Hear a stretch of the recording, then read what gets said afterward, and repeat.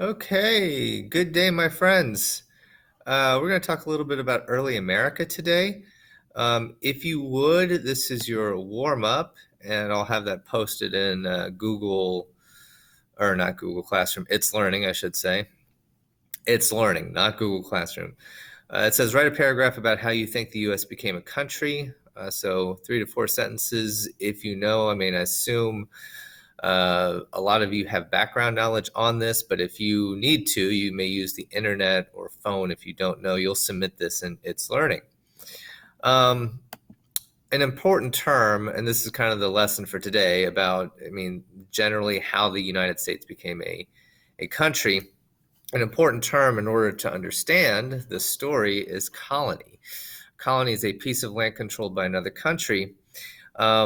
The controlling country is referred to as the mother country. And we'll see the United States started out as 13 colonies controlled by this country, this flag, Great Britain.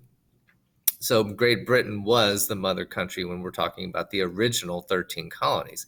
And of course, those colonies would become the first 13 states when those colonies decided to sever its relationship or ties to Great Britain. So colony is extremely important. And if you're looking at the history of the 18th century, the 1700s, Great Britain, this tiny little island right here, was the most powerful country in the entire world.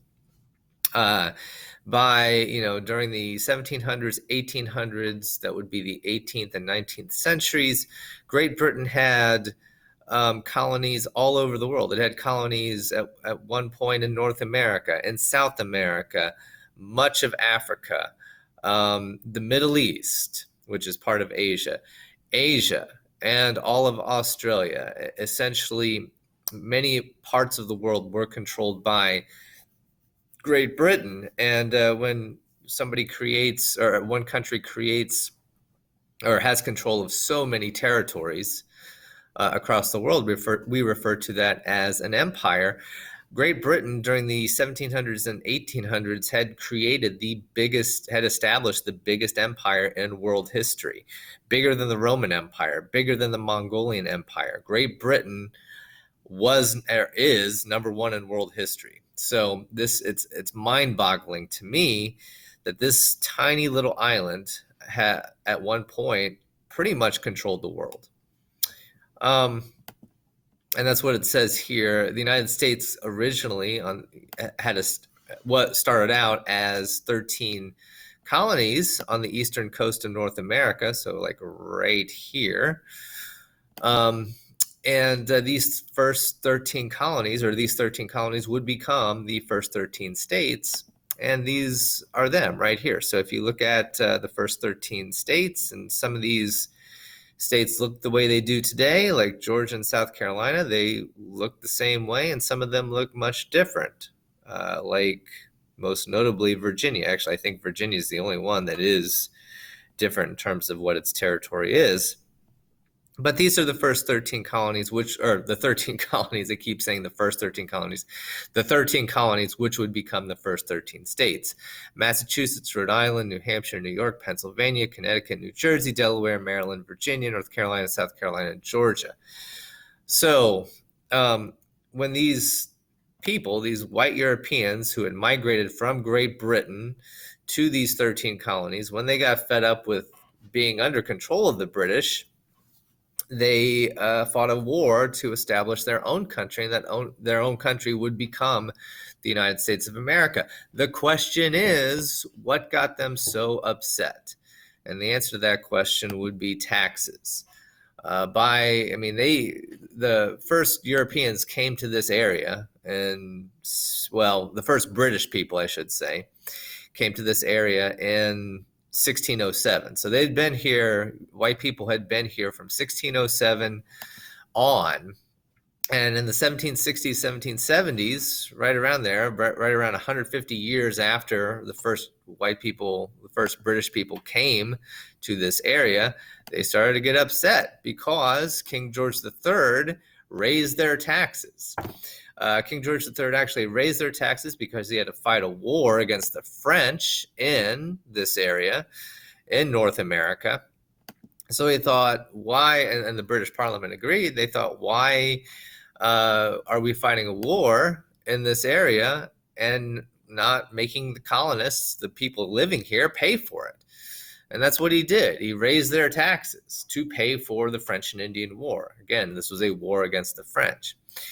And the colonists thought that wasn't fair. They thought that they didn't want to pay extra taxes. They called King George III a tyrant, which is a person who abuses their power. And they said essentially they wanted a voice in the matter. They did not have representation in the British government. They did not have representatives traveling across the Atlantic Ocean to make their voice heard. So their battle cry became no taxation without representation. In other words, you cannot tax us unless you give us some sort of a voice in the process. The British response was, it says that King George III did not give in.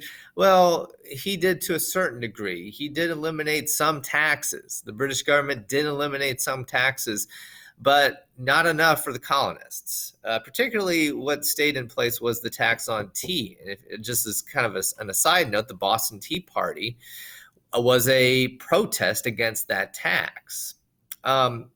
So on July 4th, and across the colonies, there were riots, there were protests, there was organization, there were meetings about what to do about these taxes, how to get the British government to eliminate these taxes. And really what the American colonists wanted was self-rule. They wanted self-government.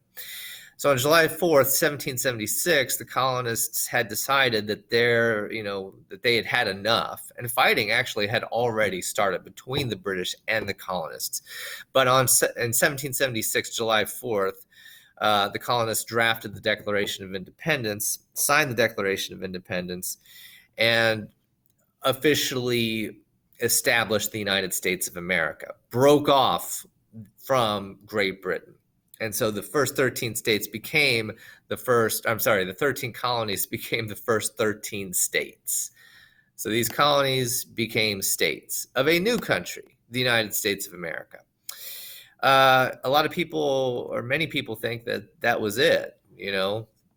We celebrate July 4th, 1776 as the day the United States became the United States, which is true, which is 100% true. But the British did not give in. They didn't want to let the colonies go, and they fought a long war to keep them. And this war was called the American Revolution, or also known as the Revolutionary War. For 8 years, like I said, the fighting started before the Declaration of Independence. It started in 1775, but it went on for 8 years, 8 long years. The American colonists were fighting for survival of the United States. It finally ended in 1783. So it was an 8-year war. It was a long war to get rid of the British. Finally, the colonists won and forced the British to let go. But it was a huge upset. You got to think about when this started in 1775 and before that, the colonists were a bunch of disorganized colonies that, they were going up against the most powerful, most organized empire the world had ever seen. So really, if you look at this was one of the biggest upsets of world history, certainly of the time. And it really shook the British Empire.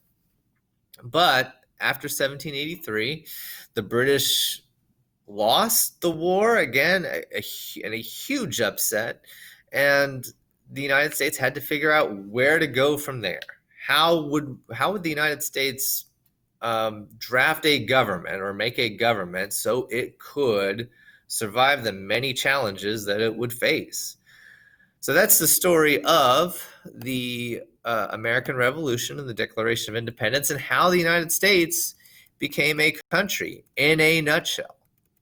I hope everybody has a good day.